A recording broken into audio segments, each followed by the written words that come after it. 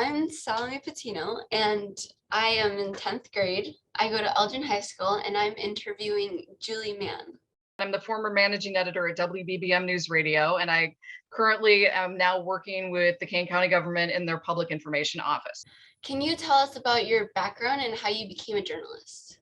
Sure. So my journalism background started when I was very, very young, and I know I'm about to date myself with this answer, but I used to sit as a child and watch Walter Cronkite, who was the CBS evening news anchor, iconic anchor, and I was mesmerized by him to a degree that my mother thought was quite strange because I was a young child and didn't understand basically what he was saying, but I just thought he was the most trusted man in America, which he became known as. So it started as a young age. I then progressed to high school where I worked on my high school newspaper at St. Charles High School, the X-Ray it was called. I was a photo editor. I learned how to write. I really enjoyed writing. And I decided when I went to college, I wanted to pursue a career in journalism. So I did that, got a degree in broadcast journalism, and got my first job at WGN Radio as an intern. And the radio bug just hit me and I went from there. Okay, how is being a journalist in a radio different from being a print journalist? Well, it's catching up to us. I would say 20 years ago, print had the ability to work on a story all day. So if you are a print reporter for a newspaper, you were assigned a story and you worked on it all day. You had a deadline of like 5 o'clock in the afternoon, and that print would come out in a paper form the next day. Now they are tasked with the internet. So they have to get their web story up as fast as they can, and they're moving just as quickly as we are. Because radio, at least news radio, is a 24-hour, 7-day-a-week venture, we are turning out stories left and right and left and right. So we are constantly working on new things. Newspapers focus on series, and they focus on in-depth stories, and they do get daily news out as well. And they do move as fast as we do now because they do have the internet and they have their web pages that they have to fill, their digital side, I should say.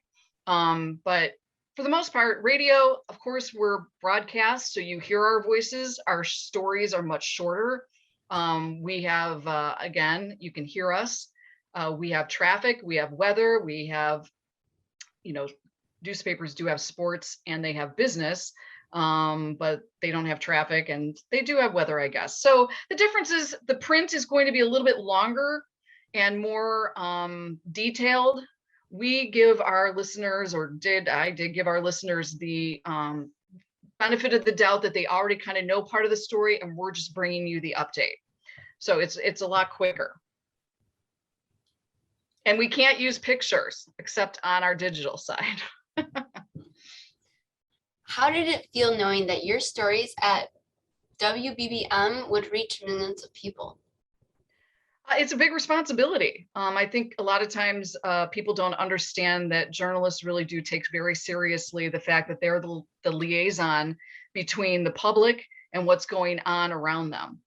So it's really important that I got my facts right, and I told a story in the way that would be interesting yet educational. I always thought when I was writing a story, why would somebody care about this?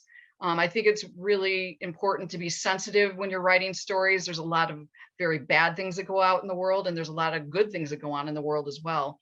But I'll tell you a secret. I used to turn the radio off when my stories would come on because I didn't want to listen to them just in case I didn't like the way it sounded. But it was interesting. I covered a lot of different things, and I was very proud of being a part of the WBBM news team and being able to bring very, very important historic stories to our listeners, along with some fun features and some quirky stuff, but everyday things too. And there was a lot to cover. How do you see your new role as a public information officer? It's interesting. Well, my deadlines are different. I see my role similarly to what I was doing at the radio station. I'm able to put together stories that matter to people in Kane County about what their government is doing for them. I don't think sometimes people understand that there are a wide range of activities, events, decisions that impact them, and may really interest them. So I've been having it's a unique experience to come into government, listen to what they're doing, and write stories about how they're benefiting the citizens that they serve. Tell me what it's like for you to be a woman journalist. Is there an advantage or disadvantage to being a woman in the field? I think for whatever gender or race you are, you speak for that. I think as a woman, I speak for the other women in journalists. I feel like I have a responsibility to set an example for them, to encourage them, to mentor them. I feel that each person and their background have a different perspective and see different things out in the community and may see things differently. So I think being a woman journalist, I was able to bring to the table some things that other journalists weren't or didn't see as being important. But I think, again, the most important role as a woman journalist is the fact that I can set an example for other people to follow. I'm available to be a mentor, and I really encourage women to get into journalism. In general, do you feel women today receive equal coverage? Well, I think there are so many powerful women in this world today that I think that their stories are being covered because they are out there and they're making themselves available and they're being public. We have a woman who's a vice president. We have a woman who's the mayor of Chicago. We have a woman who's the Kane County board chairwoman. They are making news every day. So I think that really there is an opportunity now that there wasn't before.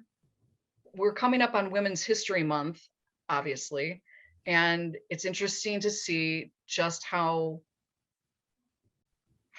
hard it is to find history about women, even locally here in Kane County.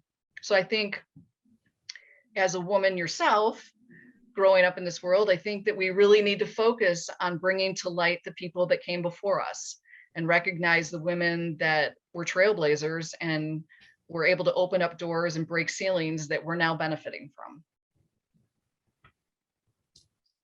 That was the last question.